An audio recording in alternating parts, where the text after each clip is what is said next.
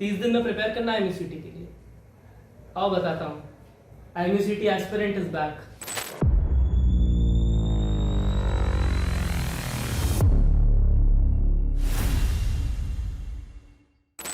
तो ये रहेगी हमारी 30 दिन की स्ट्रैटेजी, कैसे प्रिपेयर करेंगे हम लोग एमयूसीटी के लिए और कैसे एक अच्छी रैंक लाएंगे।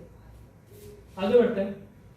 पहले तो जान लेते हैं कि सब्जेक्ट कौन कौन सा है एमयूसीटी में। ठीक है, बहुत से बच्चों को डाउट्स है कि क्या क्या आता है एमयूसीटी में, सिर्फ पीसीएम आता है कि बाकी चीजें भी आती हैं। ठीक, तो एमयूसीटी में जो सब्जेक्ट्स आते हैं physics, mathematics, English, general aptitude, general knowledge और केमिस्ट्री। ठीक है, और टोटल क्वेश्चंस जितने आते हैं एमयूसीटी में 200 क्वेश्चंस आते हैं। तो अब सवाल ये है कि तुम्हें क्या करना है, सिर्फ एमयूसीटी का कट ऑफ क्लियर करना है या फिर एक अच्छी रैंक लानी है। होता क्या है, बहुत से बच्चे स्पॉन्सरशिप देते हैं तो उनको जरूरत नहीं है कि बहुत अच्छी रैंक लाए, रिक्वायर्ड ही नहीं है।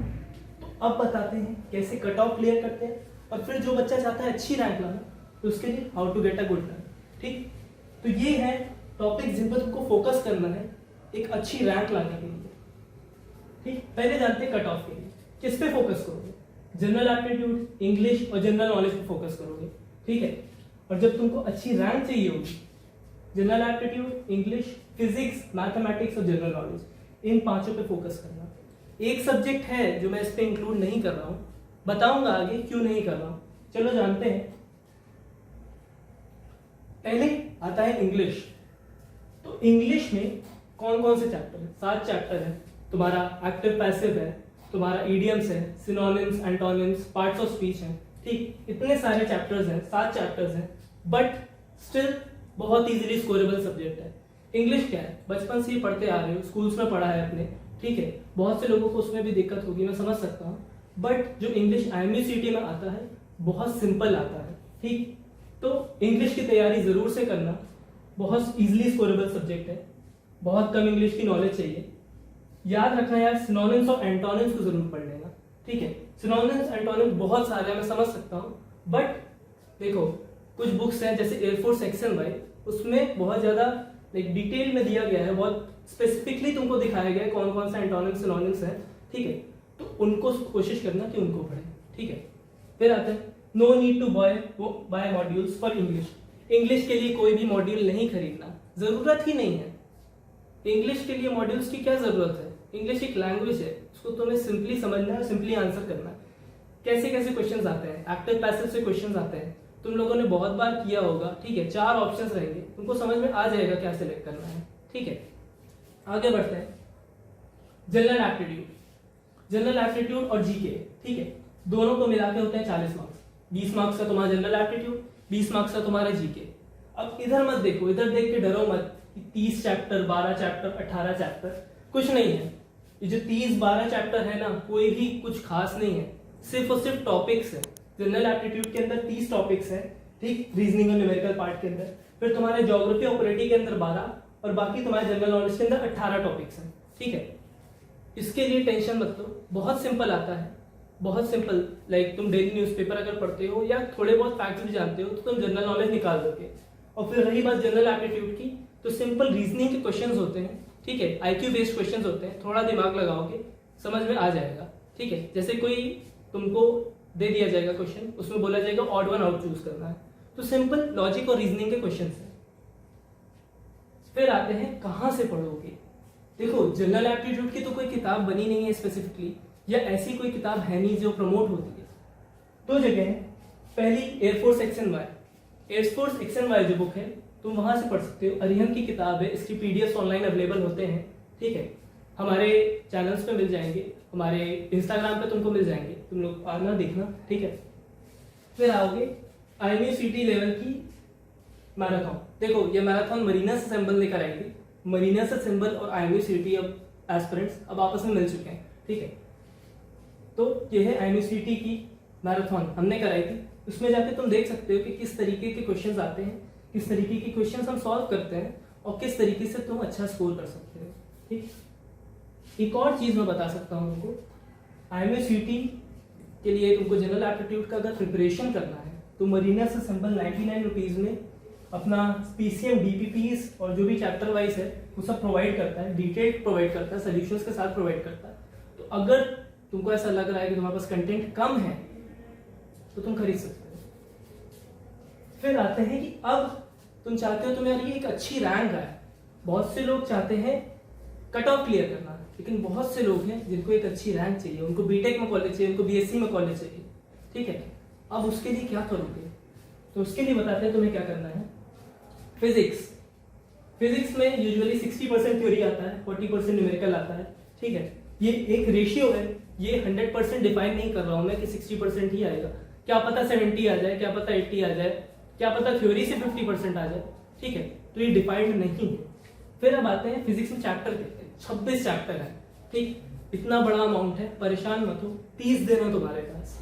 This is not the time to learn but to practise, ठीक। इस समय तुमको बैठ के रट्टा नहीं मारना है कि एक एक पन्ना एनसीईआरटी का खोल के पलटता जाओ याद करना, ऐसा नहीं करना है।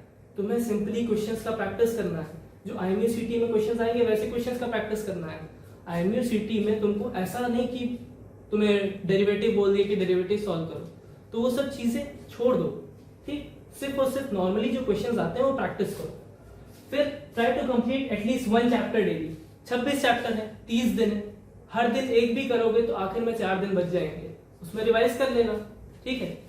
फिर आते हैं this is an important subject, make sure to complete all chapters. सारे चैप्टर पढ़ना। मैं सबकी तरह ये नहीं बताऊंगा 6 टॉपिक 7 टॉपिक, ये नहीं बताऊंगा। आईएमयूसीटी का सिलेबस कभी भी ऐसा नहीं होता कि इन टॉपिक से ही आएगा। तो ट्राई करो सबके सब कंप्लीट कर लो। अगर सबके सब तुमने कंप्लीट कर लिए तो मैं अश्योर करता हूं कि तुम्हारे फिजिक्स में अच्छे मार्क्स आएंगे, ठीक है। फिर आते हैं learn formulas and read concept from NCERT. NCERT मत छोड़ना, एनसीईआरटी से फॉर्मूलाज पढ़ो, एनसीईआरटी से बाकी टॉपिक्स पढ़ लेना, ठीक है। फिर हम आते हैं मैथ्स में। फिजिक्स की बात हो गई, अब मैथ्स भी एक ऐसा सब्जेक्ट है जो आईएमयूसीटी में रैंक लाने में तुम्हारी बहुत मदद करेगा। 50 मार्क्स फिजिक्स में, 50 मार्क्स तुम्हारे मैथ्स में, ठीक है। तो इस मैथ्स में क्या है, 24 चैप्टर्स हैं। फिर क्या है, इसके लिए तुम्हें करना क्या होगा, क्योंकि 24 चैप्टर है, अब तुम एक साथ तो पढ़ने में बैठोगे नहीं, ठीक है। तो अब क्या करना है, तुम्हें प्रीवियस ईयर क्वेश्चन सॉल्व करने हैं।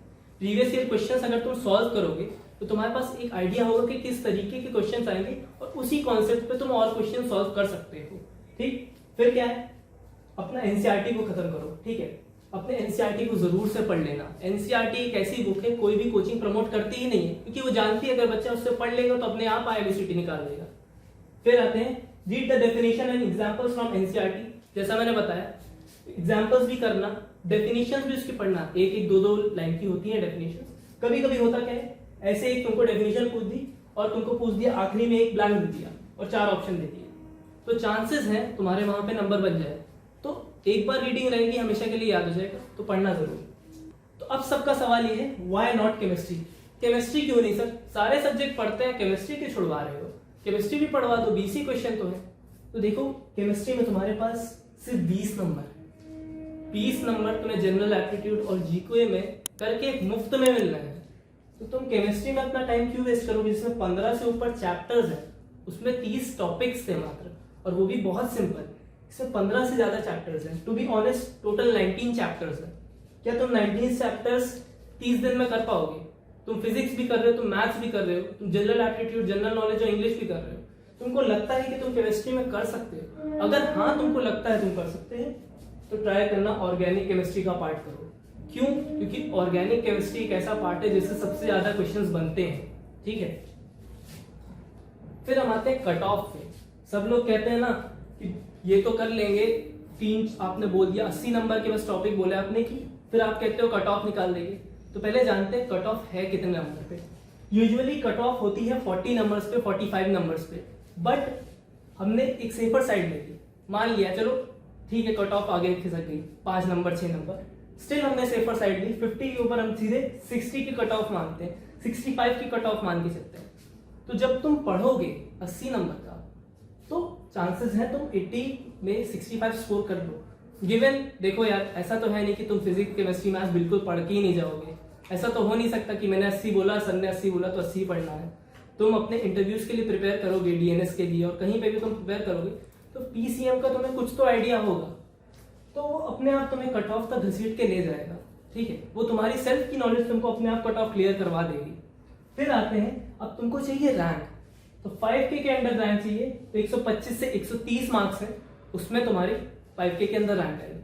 फिर आते हैं अंडर 3K में 145 से 150, 1K के लिए 170 प्लस, ठीक है, 170 प्लस मार्क्स में आई एश्योर कि 1K के अंडर रैंक आ जाएगी, ठीक है।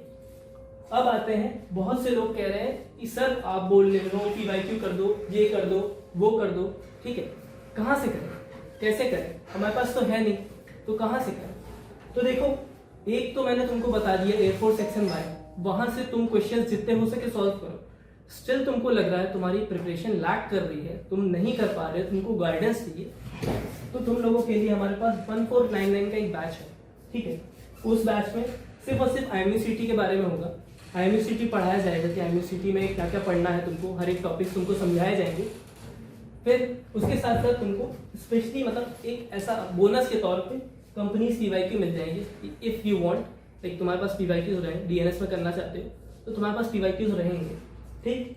अब तुम DNS as well as sponsorship की भी प्रिपरेशन करना चाहते हो, 3999 का बैच है, ठीक है, सब कुछ मिल जाएगा तुमको, इंटरव्यू, मॉक इंटरव्यू, सब कुछ मिल जाएगा, उसके पेपर, उसका तुम्हारे पास जितना भी है मटेरियल सब कुछ प्रोवाइडेड रहेगा, ठीक है। तो अगर तुम उसके बारे में और जानकारी चाहते हो तो ये नंबर है, तुम इस पे मैसेज कर सकते हो, sir I want to join your batch, या हमारा जो इंस्टाग्राम है IMUCT एस्पिरेंट्स, तो उस पर हमको डायरेक्टली मैसेज करो, ठीक है। हमारी टीम जितनी जल्दी हो सकेगी तुमको रिप्लाई करेगी और आगे बताएगी क्या प्रोसीजर है, ज्वाइन करना है, कैसे करना है, सब कुछ, ठीक है। तो that's it for this video guys, मिलते हैं आपसे। IMUCT एस्पिरेंट इज बैक, ऐसी अब लगातार वीडियोस आते रहेंगे, तो सब्सक्राइब कर लेना, वीडियो अच्छी लगे तो लाइक कर लेना, ठीक है। Thank you very much guys.